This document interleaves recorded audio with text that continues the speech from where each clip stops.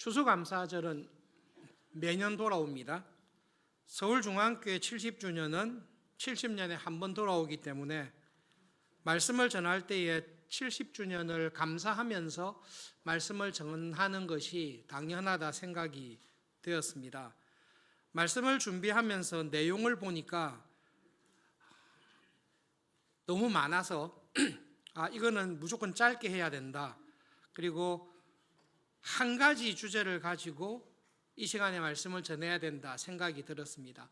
그 한 가지 주제는 무엇인가 하면 믿음 생활할 때 우리에게 중요한 것이 신앙이 성장하면 나의 관점에서 보는 것이 아니라 하나님의 관점에서 보게 되는 은혜를 주십니다. 시편 136편을 쭉 읽어보시면 여러 가지 많은 일들을 기록하고 있는데 한 절도 빠짐없이 반복하는 것이 있습니다. 우리를 향하신 하나님의 인자하심, 사랑입니다. 하나님의 사랑이 영원하다. 그 우리를 향하신 하나님의 끊을 수 없는 사랑을 감사하십시오. 이 말이 항상 반복됩니다. 역사를 바라볼 때에 우리의 관점, 내 관점이 아니라 하나님의 관점에서 바라보는 것 중요합니다. 그리고 그것은 아무나 할 수 있는 것은 아닙니다. 신앙이 성장하고 하나님을 잘 아는 사람이 하나님의 은혜 안에서 눈이 열리는데 나의 인생을, 내 삶에 일어났던 일들을, 그리고 우리나라에, 우리 교회에 일어났던 일들을 하나님의 눈으로 딱 읽고 하나님께서 이런 의도를 가지시고 중앙교회를 시작하셨고 나를 중앙교회로 부르신 분도 하나님이시고 나를 통해 하나님 이걸 하기 원하시구나 라는 것을 깨닫게 됩니다. 신앙이 성숙하고 믿음 안에 장성한 사람이 되셔서 그것을 풍성하게 깨달아 가실 수 있기를 바랍니다. 말씀을 들을 때 성령님께서 우리 각 사람의 형편과 믿음의 분량에 따라 넉넉한 은혜를 주십니다. 그것을 기억하면서 서울중앙교회가 왜 시작되었는지, 나를 이 교회로 부르신 하나님의 뜻이 무엇인지를 깨닫게 되는 은혜가 있기를 바랍니다. 주일 저녁에 특별한 일이 없으면 신방을 합니다. 신방할 때에 항상 놀라는 것은 우리 교회 근처에 있는 교인들도 있지만 우리 교회에서 멀리 있는 곳에 있는 교인들도 있습니다. 그런데 여러분, 이거는 서울중앙교회만의 독특한 현상은 아닙니다. 서울에 있는 대다수의 교인들이 교회 근처에 사는 분들이 많지 않습니다. 서울에서 움직이면 무조건 1시간은 걸립니다. 주일 저녁 시간에 신방을 가더라도 제법 걸립니다. 그럴 때 항상 묻고 하는 질문이 있습니다. 근처에 교회들이 많이 있는데 왜 서울중앙교회에 출석합니까? 그렇게 했을 때에 다 이유가 있습니다. 그런데 여러분, 믿음이 성숙하면 내가 서울중앙교회에 출석하는 이유가 아니라 하나님께서 왜 나를 서울중앙교회로 부르셨을까? 하나님께서는 왜 나를 많은 교회 가운데 서울중앙교회의 교인으로 살아가게 하셨을까를 생각을 하게 됩니다. 서울중앙교회의 시작과 역사를 쭉 살펴보았습니다. 25주년 기념을 해서 한 역사집이 있고 40주년을 기념해서 책을 낸 것이 있고 60주년 해서 낸 것이 있습니다. 예수님의 관점으로, 하나님의 관점으로 서울중앙교회를 왜 세웠습니까? 이 교회를 통해 예수님께서 원하시는 교회, 예수님께서 원하시는 교인은 어떤 교인이었습니까? 하나님의 관점에서 생각을 해보았습니다. 여러분, 서울중앙교회는 하나님께서 특별한 의도와 목적을 가지고 시작하신 교회임이 분명합니다.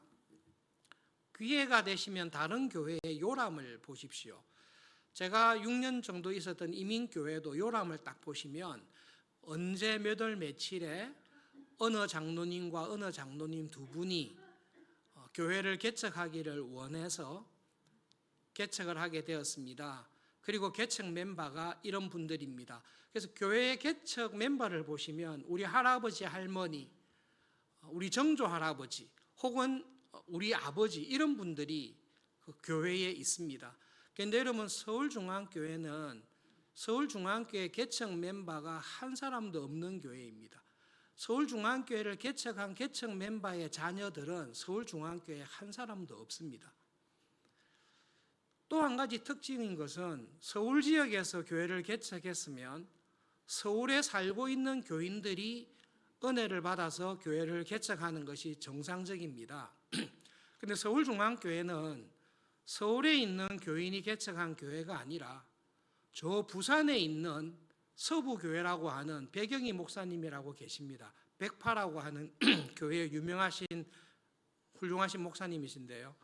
부산 지역에 있는 서부교회의 백영희 목사님께서 서울 지역에 고신교단의 정신과 신앙을 이을 만한 교회를 서울 지역에도 하나 세워야 되겠다라는 결심을 부산에 있는 교회가 결심하시고 자기 교인 24명을 서울로 파송해서 시작된 교회가 서울중앙교회입니다.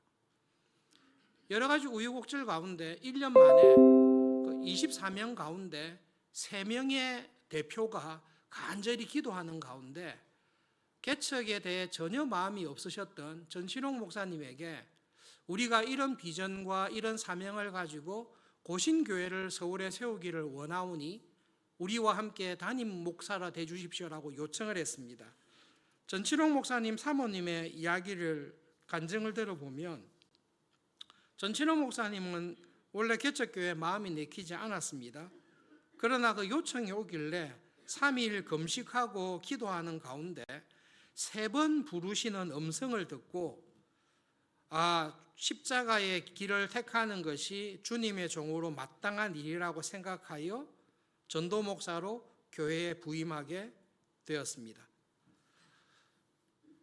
목사님도 개척할 마음이 전혀 없어서 하나님께서 기도하는 가운데 나를 부르시구나 그렇게 해서 개척교회 담임 목사로 오셨고 서울중앙교회를 개척했던 분들도 서울 지역과 아무런 관계가 없는 부산에 있는 교회에서 하나님께서 주시는 소명을 따라서 고신교회를 대표하는 교회를 고신교단의 정신을 가진 교회를 개척하고 설립해야 되겠다는 마음으로 교회를 개척했습니다. 서울중앙교회는 그런 점에 있어서 참 특별한 것입니다. 여러분 한 가지를 처음에 딱 기억해야 될 것은 고신교단의 정신을 가진 교회를 개척한다는 게 무슨 의미인가? 예수님께서는 왜 그런 마음을 불어넣어 주시고 예수님께서 고신교단의 정신을 가진 교회를 서울에 개척하려고 계획하셨을 때 예수님께서 기대했던 교회가 뭔가를 생각해 봐야 됩니다. 이러면 이제 한 학기 한국교회에서 강의를 들어야 되는데요. 5분 만에 정리하면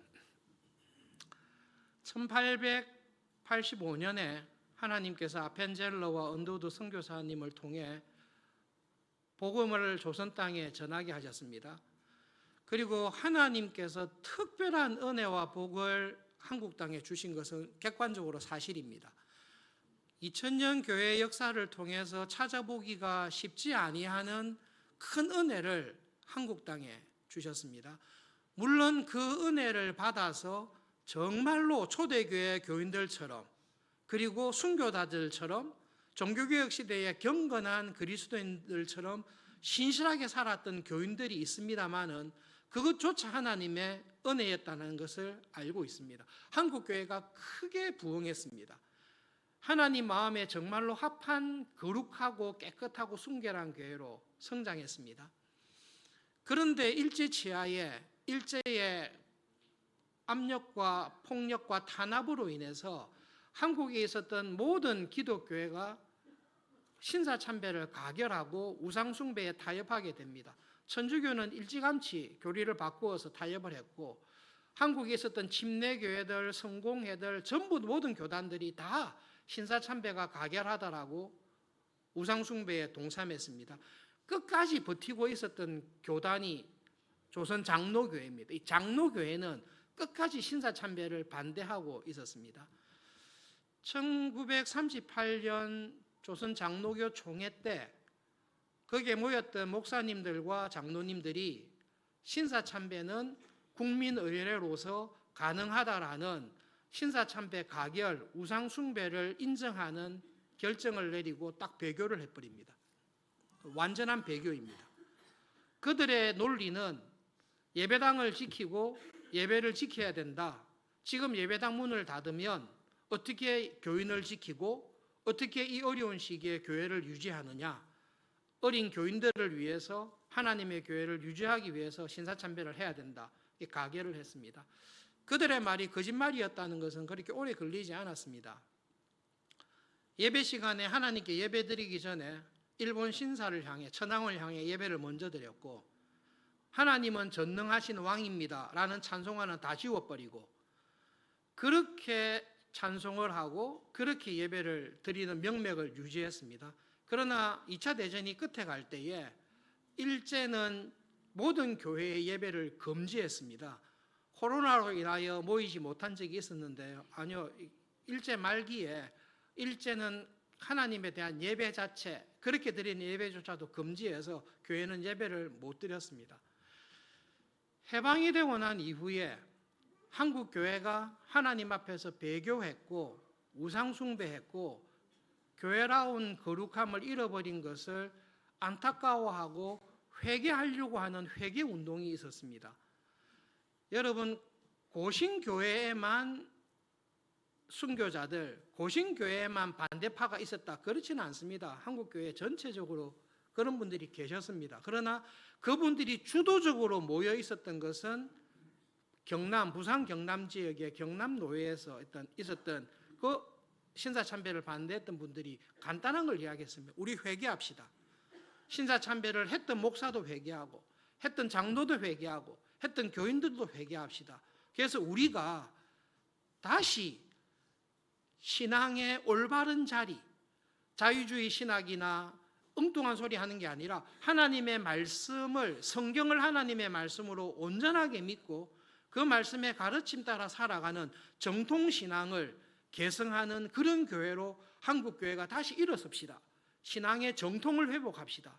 그리고 세상에 타협하지 말고 세상에 물들지 말고 하나님 앞에서 순결한 신부와 같이 생활의 순결한 교인으로 교회로 살아갑시다. 이게 신앙의 정통, 생활의 순결, 그런 교회로, 그런 교인으로 삽시다. 우리 한국교회가 다 그런 교회가 됩시다라고 회개운동을 일으켰던 것이 고려파의 시작이고 고신교회의 시작입니다. 1953년도에 대부분의 교회가 부산 경남 지역에 모여 있으니까 이 회개운동, 예수님께서 세우기 원하셨던 거룩한 교회의 바른 신앙과 믿음 생활을 하는 그런 교회를 서울 지역에서도 세워야 되겠다는 생각을 부산에 있는 목사님과 교회가 생각을 해서 그분들을 파송해서 서울 지역에 교회를 개척하고 목사님을 청빙한 것입니다. 1년 정도 지나고 난 다음에 서부교회에서 파송되었던 교인들 대부분이 다른 이유로 인해서 내소동교회 쪽으로 다 옮겨가시고 교인 몇 명 남지 않은 교인을 전치롱 목사님께서 붙들고 목회를 쭉 하셨습니다. 그래서 여러분, 서울중앙교회를 생각하시면 지금 이 복된 자리에 우리 교회 제일 연세 많으신 박정석 장로님, 방혜주 장로님, 김경자 권사님, 성경숙 권사님, 유 권사님 계시지 않습니까? 아무도 개척 멤버가 아니십니다. 그냥 이 서울중앙교회, 그런 비전을 가진 교회로 하나님께서 불러주신 분들이지 개척을 해서 교회를 만드신 분은 우리 가운데 한 분도 없습니다. 그러므로 우리는 서울중앙교회를 생각할 때에 고민할 필요 없이 너무 간단한 게, 서울중앙교회는 하나님의 특별한 섭리와 뜻 가운데 하나님께서 세우셨고 내가 이 교회를 개척한 멤버라고 할 사람들은 다 치워주신 겁니다. 서울중앙교회는 교회의 주인이 누구냐? 예수님께서, 하나님께서 서울중앙교회의 주인이시고 하나님께서 세우셨습니다. 그게 맞습니다. 시간 관계상 서울중앙교회 역사를 보면 또 한 가지 특징이 있습니다. 여러분, 보통 교회가 부흥할 때에 전도를 통해서 부흥합니다. 이웃에게 전도해서 부흥하고 교인들의 자녀가 그 교회에서 성장하고 세례를 받아서 아버지, 어머니, 할아버지, 할머니의 뒤를 이어서 이 교회의 구성원으로 되는 것이 교회의 대표적인 성장입니다.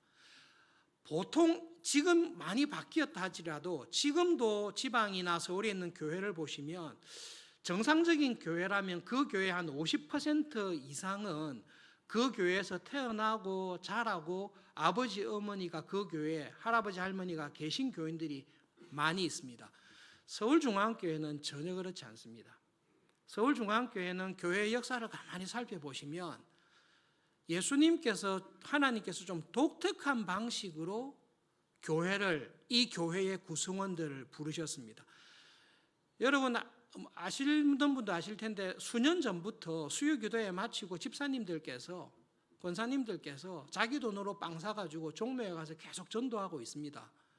여러분들도 소그룹에서 전도 많이 하지만 우리 교회는 전도를 해서 온 교인들은 거의 없습니다. 그냥 하나님께서 부르셔서 이 자리에 와 있는 교인들이 저를 포함하여 우리 전부가 다가 하나님께서 이 교회에 불러놓으신 것입니다. 서울중앙교회의 역사를 보면 두 번에 걸쳐서 굉장히 수적인 성장을 할 때가 있습니다. 1957년 4월 17일에 윤봉기 목사님께서 서울중앙교회에 부임하십니다. 전치룡 목사님과 함께 교회가 부흥하다가 경기노회 행정소송이라는 문제로 인해서 교인의 5분의 4가 전치룡 목사님과 함께 중앙교회를 떠나십니다.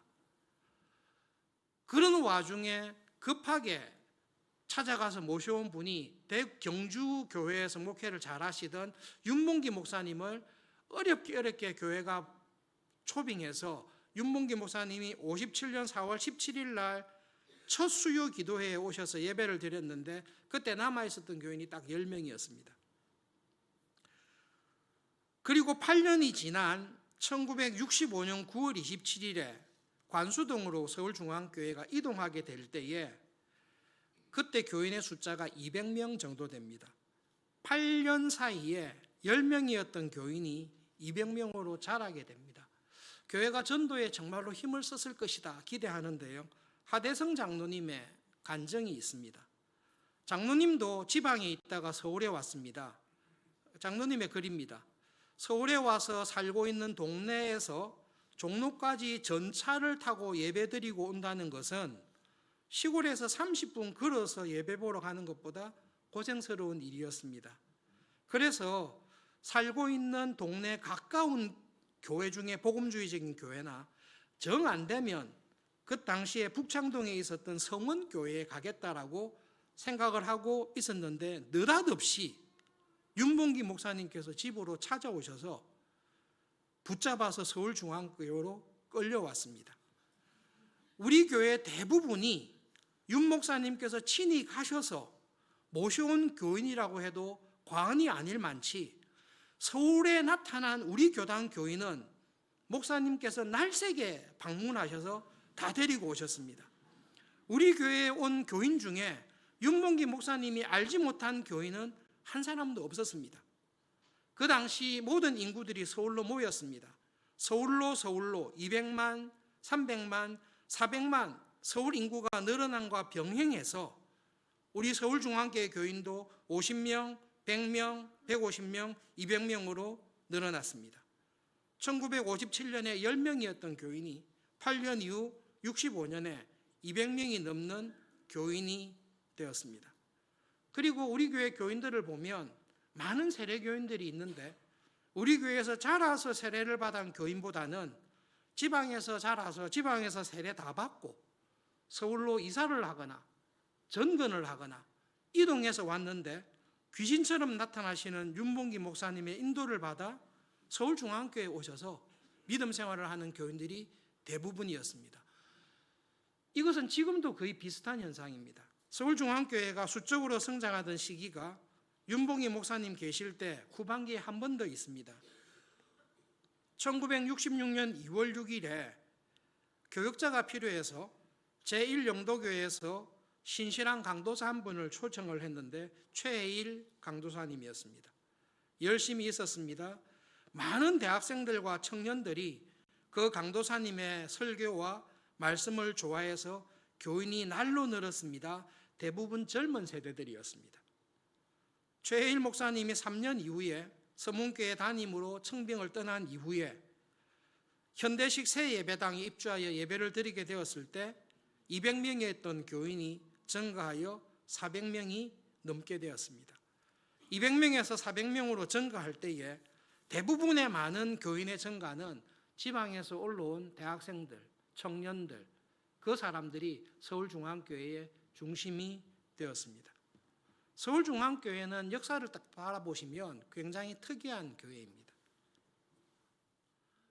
하나님께서 서울중앙교회를 이곳에 딱 세우시고 서울중앙교회의 어떤 비전과 사명을 거절할 수 없이 딱 주셨습니다. 어떤 사명을 주셨습니까? 한국의 초대교회의 아름다웠던 교회의 모습, 하나님의 말씀을, 성경을 순전하게 하나님의 말씀으로 믿고 고백하는 정통신앙의 터 위에서 이 세상에서 생활이 순결하고 세상의 빛과 소금이 되는 그런 교회로 다시 회복하고 설하는 그 하나님의 뜻에 부응하는 교회가 되기 위해서 하나님께서 서울중앙교회를 세워놓으신 것입니다. 그것이 서울중앙교회에 출석하고 있는 우리들이 왜 이 교회에 내가 출석해야 될까라고 할 때 여러분 꼭 기억하셔야 될 일입니다. 한국교회가 하나님의 은혜 안에 일제시대 가난하고 핍박받던 그 시절에 어떻게 살았습니까? 우리 교회를 심호하시고 섬기셨던 잘하셨던 이만열 장로님께서 한국교회사의 사료를 쭉 살피면서 굉장히 인상적인 사료를 한 개 발견하셔서 발표하신 적이 있습니다. 그냥 사또가 어느 지역으로 부임하게 됐습니다. 사또로 부임하는 것은 굉장히 좋은 일입니다. 사또가 되기 위해서 바쳤던 뇌물이 있는데 그 뇌물의 몇 배를 울거 먹을 수 있는 그것이 이제 사또의 자리로 부임해야 되는데 이 사또가 부임하는 곳에 부임을 안 하겠다고 한 것입니다. 또 이유는 간단합니다. 내가 부임할 지역에는 예수쟁이들이 많습니다. 예수님을 믿는 사람들은 불의에 대해서 참지 않습니다. 부정하고 불의한 일이 있을 때는 사또라 할지라도 찾아와서 정확하게 이야기하고 불법한 일, 착취하는 일, 뇌물을 받는 일을 못하게 합니다. 내가 사또가 되기 위해서 뇌물 준 것을 회수할 수가 없습니다. 그래서 나는 그 고을에 사또로 부임하는 것을 거절하고 있다라는 기사를 일제시대에 낸 것이 있는데 그 기사를 했습니다. 여러분 그 시절에 예수님을 믿는 교인들은 교회 안에서 거룩하게 살았을 뿐만 아니라 가정에서 남편과 아내, 부모와 자녀로서 그리고 직장에서 사회에서 세상의 빛과 소금으로 살아가던 교인이었습니다. 그것이 하나님께서 한국 땅에 주셨던 예수님께서 기대하고 원하셨던 교회의 아름다운 모습입니다. 우상숭배와 신사참배와 물질주의와 여러 가지 세속의 흐름 가운데서 예수님께서 원하시는 거룩한 교회, 예수님이 기뻐하는 교회를 세우기를 원하는 그 회개운동을 했던 그 믿음으로 살기 원했던 사람들이 우리가 이런 교회를 회복해야 되겠습니다. 그렇게 회복하기 위해 세우신 교회가 서울중앙교회이고 이 교회의 교인으로 살아가도록 하나님의 섭리 가운데 여러분들을 이 교회로 불러놓으신 것입니다. 그러므로 여러분 믿음 생활하실 때에 내가 이 교회에 출석하는 여러 가지 이유가 있습니다. 그 이유도 중요합니다. 그러나 믿음이 성장하면 물어보게 됩니다. 하나님께서 예수님께서 나를 이 교회로 부르시고 이 서울중앙교회의 교인으로 살게 하셨는데 왜 이 교회를 세우셨고 이 교회의 교인으로는 어떻게 살아야 될 것인가를 생각할 때에 하나님께서 여러분 각자에게 주시는 은혜가 있을 것입니다.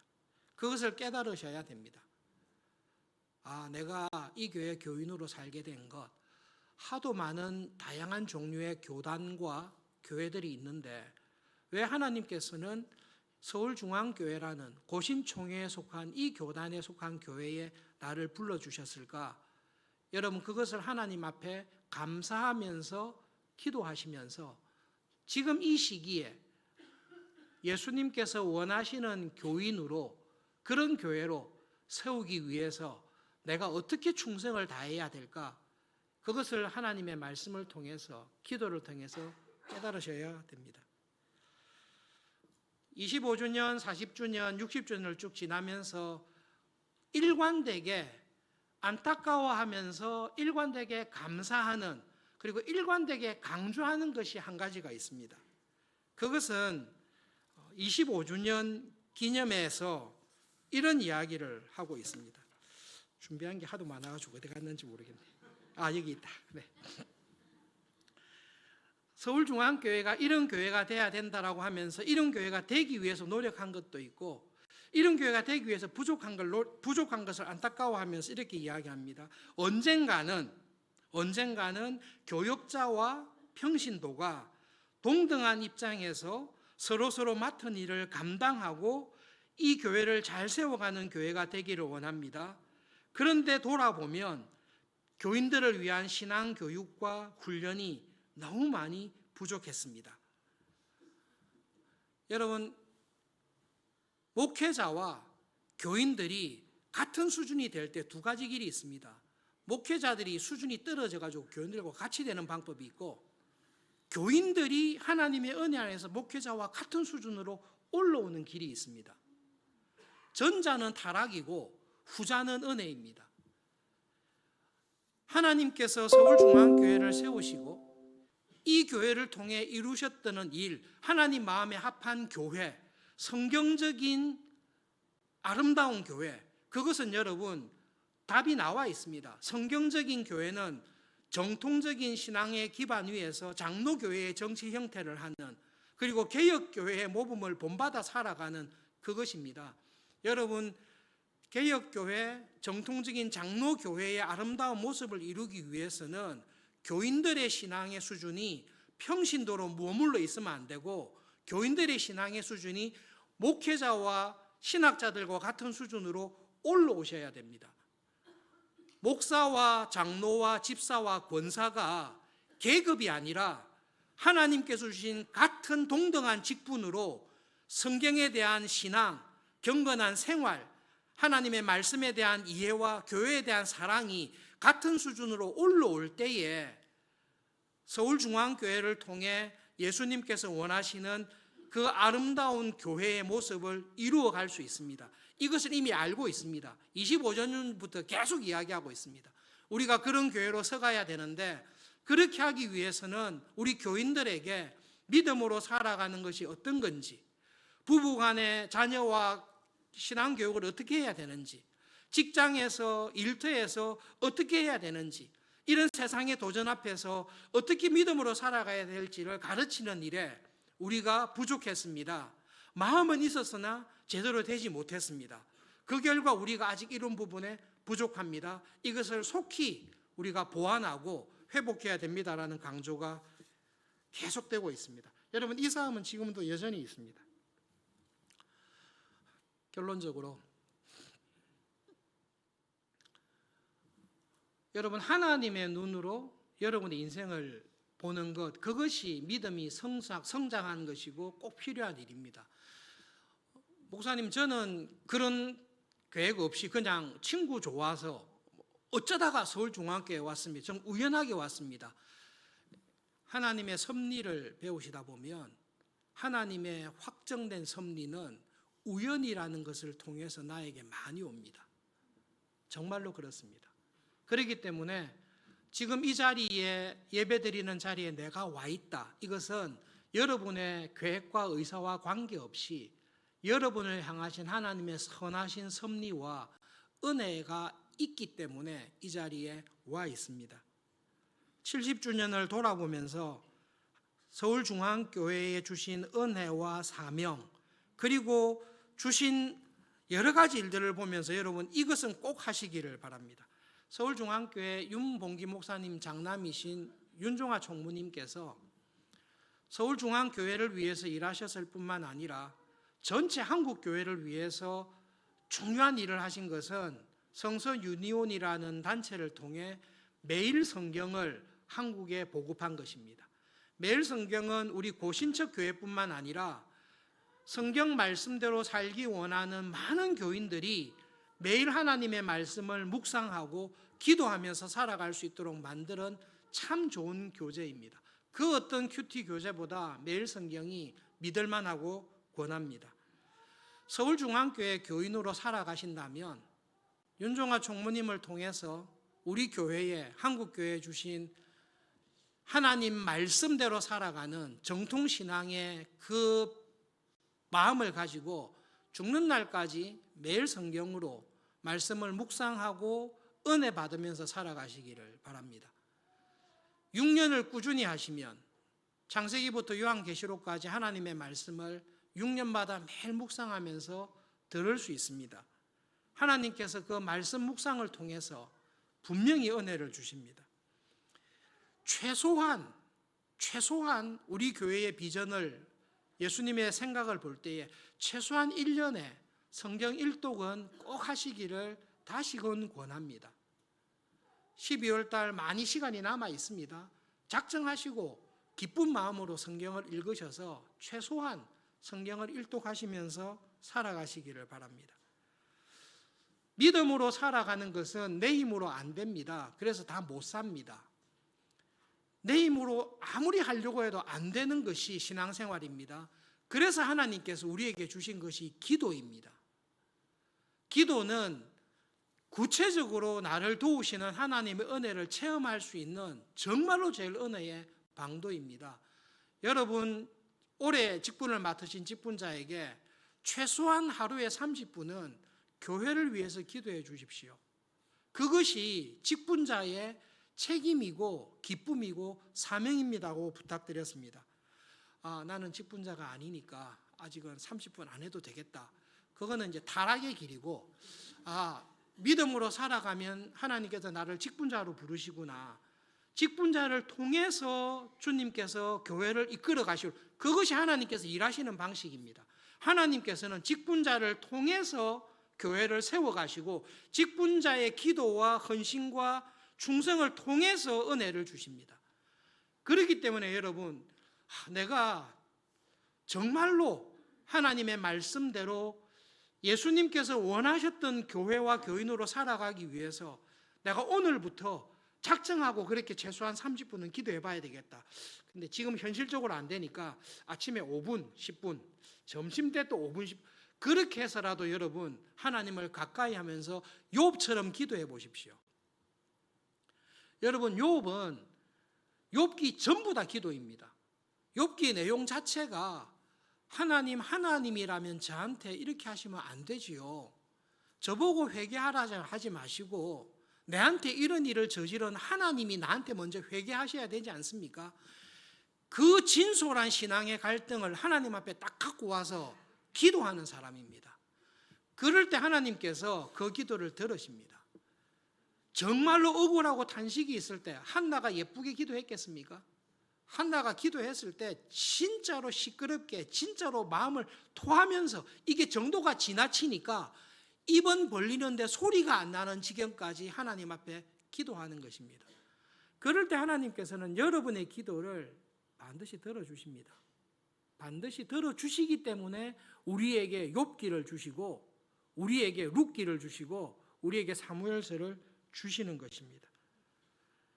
서울중앙교회로 살아가는 설교 잘못 들었다. 와 이런 교회 내가 어쩌다가 걸려가지고 어떻게 이런 교회에서 신앙생활을 할까. 사탄의 시험입니다. 사탄의 시험입니다. 여러분 하나님의 은혜는 내가 기대하지 아니했던 은혜를 주시는 것입니다. 이런 교회에 이런 사명이 있는 교회에 나도 모르게 나를 들여놨단 말인가? 이런 사명을 가지고 기대를 가진 교회의 직분자로 나를 부르셨다는 말인가?